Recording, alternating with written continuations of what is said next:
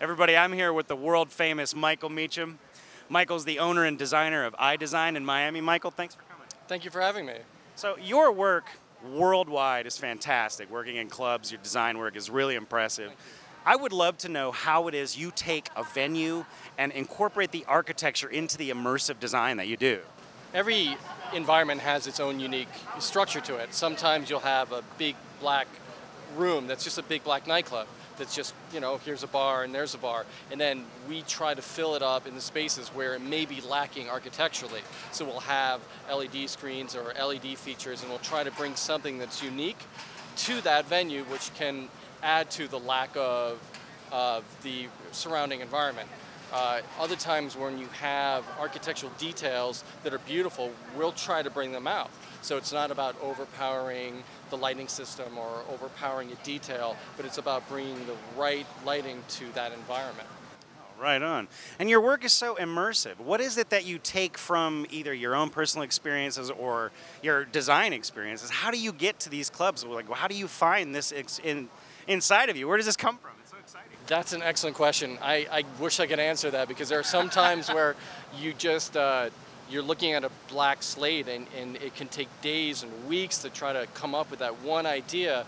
But then I'll see something. Like, I'll see an exit sign that's lit with like an LED in it, or I'll see like going up a elevator. In the elevator, and the dots change and gives you the the floor number. And I'll see something, and that'll spark an idea. And from that idea, it will start the flow of creativity. And then you can sort of see the canvas come to life. You can see it all fill up in the possibilities. And then I'll bring it into Vectorworks, and then let's try putting this here, and shoveling the picture together. The puzzle will make a picture, and that's kind of how my creative process works. And when I'm at the gym, it's like I just go into that place of creativity and try to work out all of the things and sort of think pragmatically and from a designer's standpoint at the same time. Wow. Your work is all over the world. You guys are about to open a Dubai office. Can you tell me a little bit about the difference between, let's just say, the immersive club experience between maybe this continent and that continent? Tell me a little bit about the difference. Well, take Japan, for instance. We just did a club in Osaka, and we're getting ready to work in Tokyo.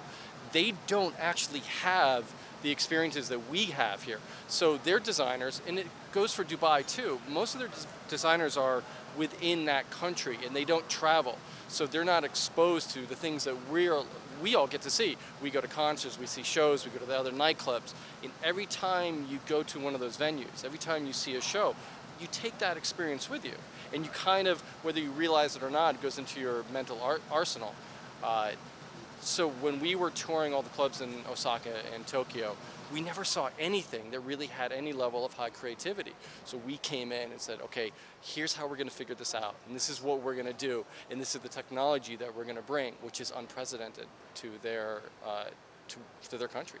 Now here's just a silly lighting designer to lighting designer question. When you open a club like this, do you go to the first couple of nights? How do you get the experience yourself? The funny thing about me and nightclubs is I hate nightclubs. I do. I'm 47, I'm married, and I came from the club world. So when you go to a nightclub as sort of that guy that's not like drinking or anything, you feel very stilted and insecure. So you're kind of like looking around, and after 5 minutes, you're like, okay, we're gonna go. But in that time, it's like you can walk around and you can sort of feel it and make sure that it's right. So I'll always try to operate the first couple nights that the club is open, because then you can figure out, oh, hey, this worked, or that cue didn't work so much here. Because when you're programming to an empty room, you're not getting the spirit of what it feels like when it's all full. So having those first couple days, and you make your notes, and then you'll go back and make those changes. Your work really grabs the environment. It really grabs the audience. Is there ever anything that you want the people to take away that they're successful at taking away, or maybe something you wish they would take away from your work? I think you kind of nailed it. It's that what is special, and what is that one element that people walk away from. When I saw 9 Inch Nails at concert, you're looking at this incredible, well orchestrated this whole thing that's coming to life. That's what I want. That's what I want to invoke in people. It's not just about moving lights and macros. It's about bringing the whole environment together so that people will see something, and maybe it's an image at the right time that the music hits, and you get that feeling, that synergy that comes along from seeing all those bits and pieces coming together. That's what I'm hoping that people walk away from, where they talk about the lights or they talk about the feature. And you know, these days people are seeing and being exposed to all sorts of things, so you always have to push the envelope that much further. So, Michael, one thing our industry is definitely about is the whole bottled lightning concept. You know, you get new fixtures hitting the market, you get all of this new technology. When you see something cool, when you see something that really grabs you, what is it about it? How do you want to use it? Talk about that a little bit. I don't see that so much on moving lights, because moving light is a moving light. I mean, they're cool, you know, the beams and the split beams and all that, but it's when you start seeing the video bars, when you start seeing that kind of real creative, endless possibilities, like your E-picks and your E-bars. Like, those things are great because you can build walls with them, and you can build cool curved shapes and spheres and basically any kind of design that you want. So with those creative products, I mean, it's like they're meant for people like me. And then you can see them and pixel map them and see the endless possibilities. So to some degree, yes. On the moving lights, not so much, but on the more creative LED elements in the blocks, absolutely. Like, you just know that something cool is going to come from it.